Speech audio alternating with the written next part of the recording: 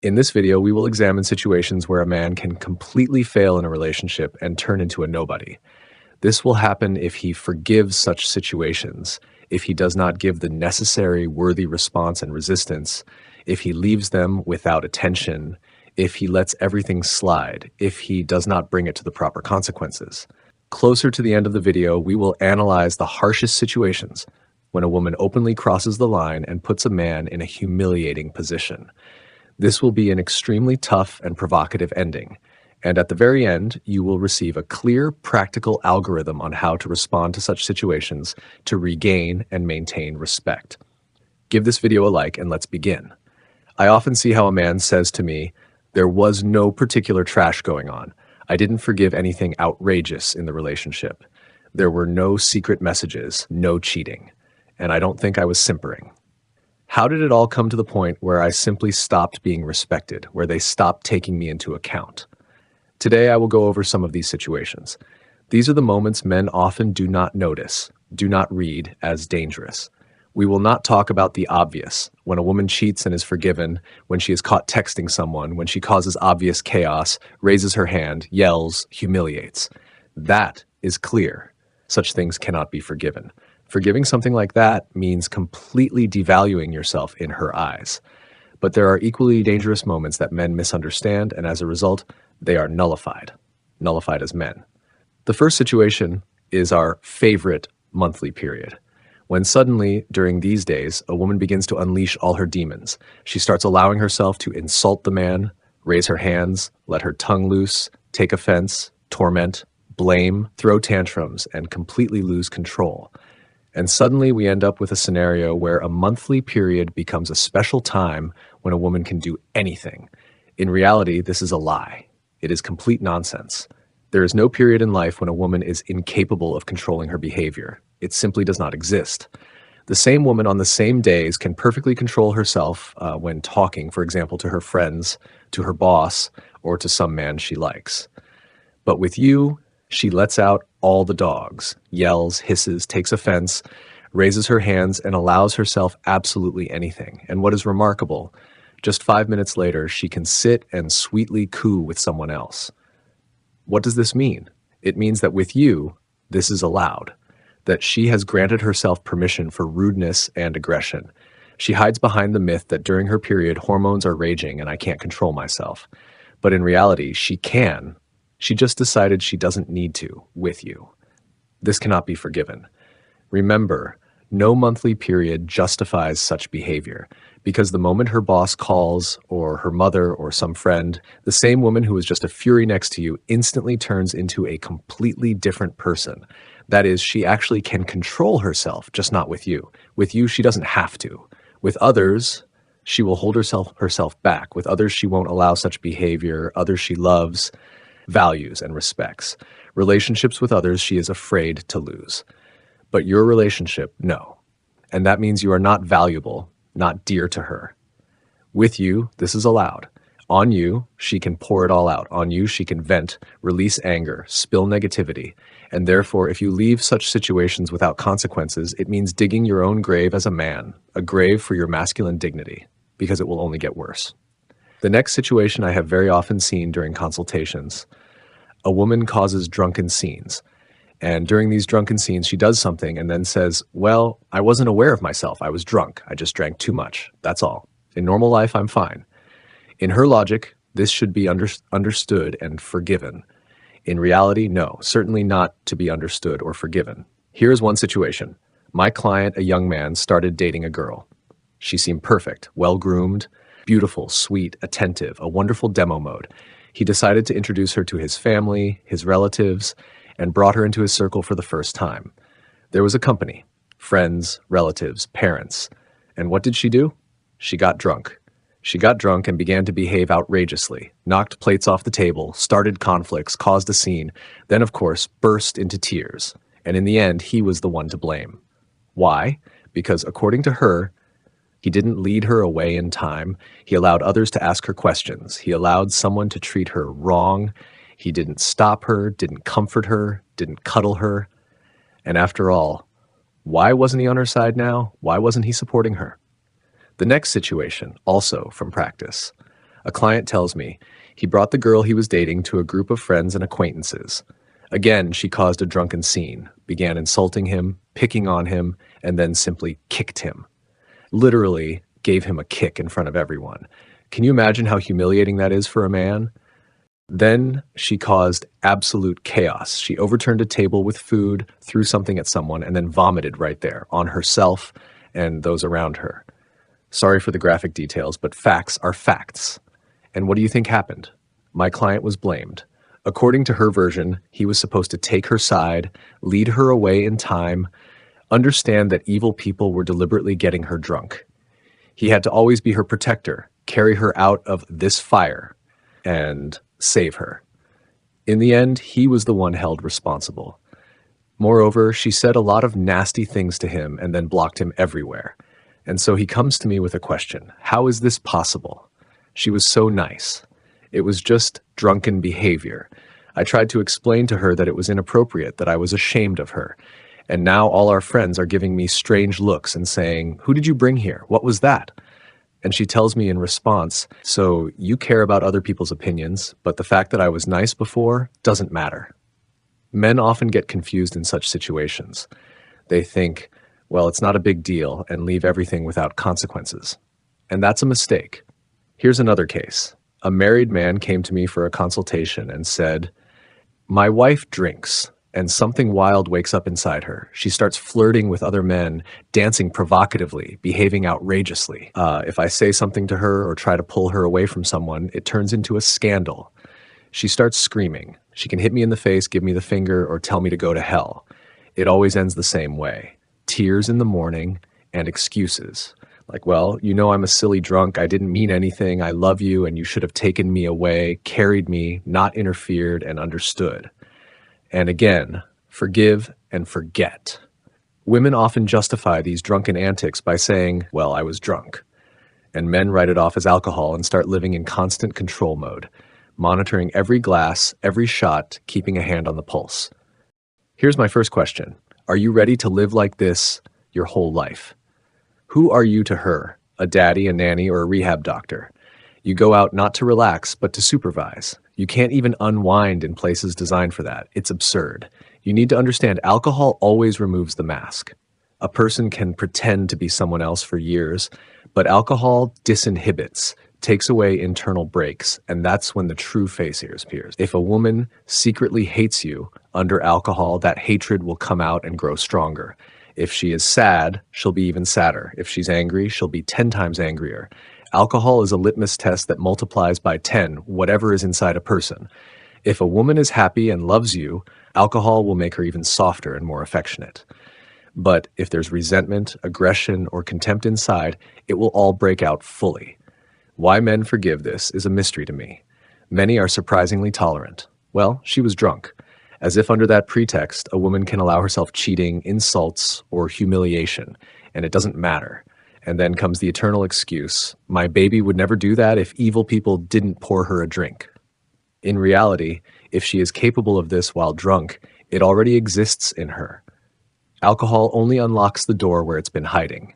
Of course, there are moments when a woman tries to write everything off as drunkenness. Well, I drank, I don't remember, and that's it. Case closed. But such situations cannot be left without consequences. Men often just wave it off, thinking, fine, let's forget it, and don't know how to react, and that's a mistake. Because today she excuses rudeness with alcohol, tomorrow it's cheating, and the day after tomorrow it could be anything. And another situation I often see is when a woman undermines the father's authority in front of the children. Dad says, "You have training today." The child doesn't want to go. And mom immediately says, "Tell him your stomach hurts." Dad says, "1 hour of computer after homework." Mom says, "Go ahead, play as much as you want." Dad doesn't want to buy a preschooler an iPad. Mom just buys it anyway. There are even critical cases. A girl is 13, dad forbids sleepovers at boys' houses, and mom, while dad's on a business trip, casually allows it. The result, he comes home and there's a boy sleeping in his underage daughter's room. And mom excuses herself, "I don't want to be her enemy. I want us to be friends."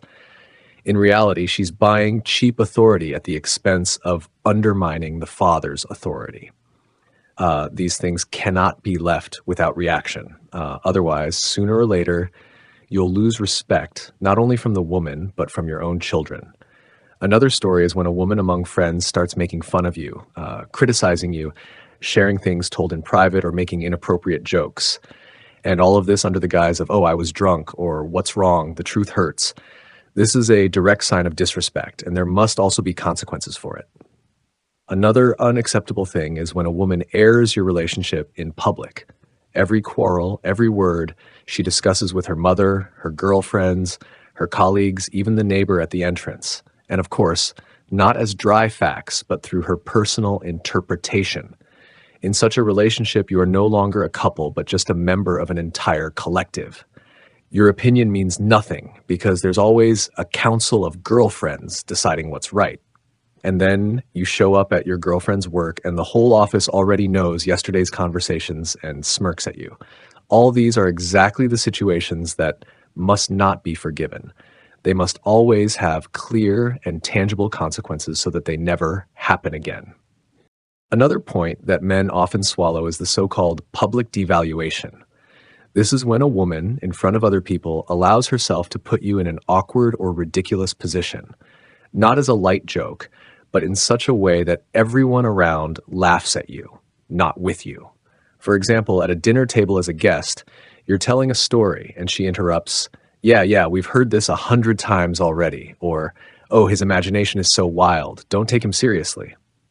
The room bursts out laughing and you sit there smiling, but inside a crack has already appeared. Because at that moment, she showed everyone. He's not a leader, he can be interrupted, he can be belittled. Even worse is when this happens in front of your parents or your boss. I know of a case when a woman sitting at the table with her husband's parents responded to his words by saying, "You can't do anything without me, not even pick a shirt." The parents gave a nervous laugh, but something very clear flashed in their eyes. Their son was no longer a man, but a boy under a woman's control. Next comes control through shame. This is when a woman mocks your weaknesses, habits, or tastes in public or among friends. He can't dance at all. He spends hours in the garage like some old man, and he's afraid to fly. All of this is presented as a joke, but in reality, it's a slow erosion of the foundation of your authority. Another common situation is demonstrative ignoring. You talk to her, ask a question, and she's on her phone, texting, laughing at memes, not even looking up. You repeat yourself. She says, "Just a second." And this can go on endlessly. But when she needs you to listen, everything must happen instantly. Or social provocations. When a woman openly flirts with another man in front of you, at a party, in a restaurant, even among your own friends. It doesn't have to be obvious. Just a glance, a gesture, an intonation. And it's always served with, "You imagined it, I was just talking, you're jealous, stop making things up." In reality, it's a test. How far can she go to provoke your reaction, and how will you behave? The most dangerous part of these stories is if you react with laughter, silence, or by pretending nothing happened, because any silent acceptance sends a signal, you can treat me this way. And tomorrow, the boundaries will be pushed even further. And here we return to the key principle. For any devaluation, for any violation of boundaries, there must be consequences.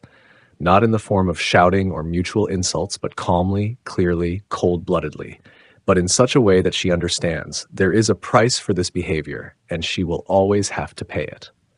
One of the most insidious situations is undermining decisions. You decide on something, agree, discuss it, and she quietly does the opposite.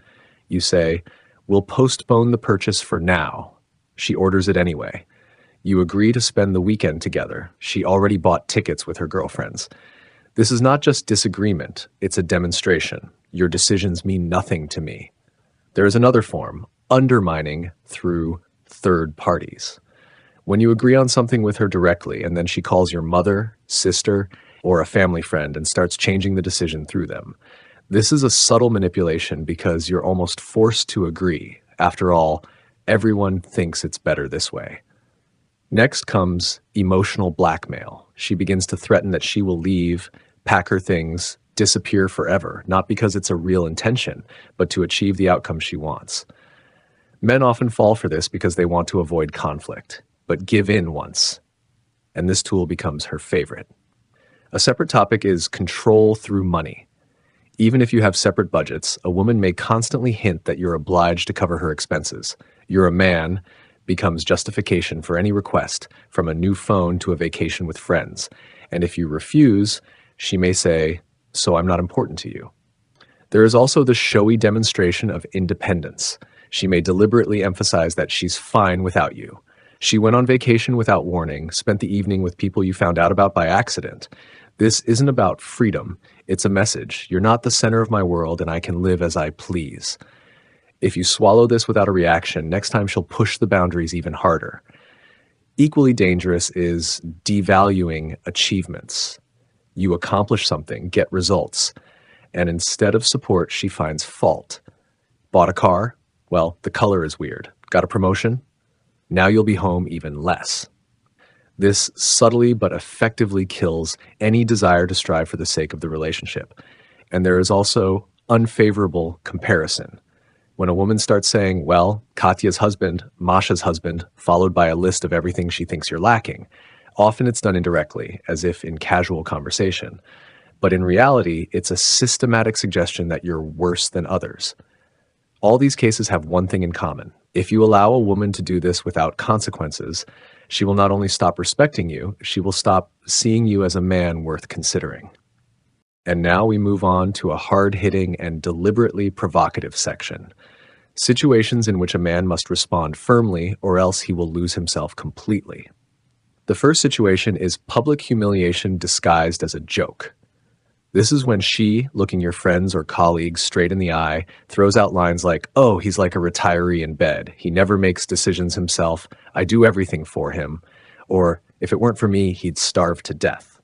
She laughs. Everyone around laughs nervously as well, and you sit there, clenching your teeth. But understand this. It's not a joke. It's a deliberate attempt to devalue your masculine image in the eyes of others. The second situation is provoking a fight. This is when a woman consciously flirts or plays up to other men right in front of you in order to spark conflict, especially in bars, at parties, or in company where there's alcohol. She won't stop even when she sees you're at your limit. And later, if you react, she'll say, "Are you crazy? It was just a joke." The result, you either look like an aggressor or like someone who puts up with it. And in both cases, you lose respect.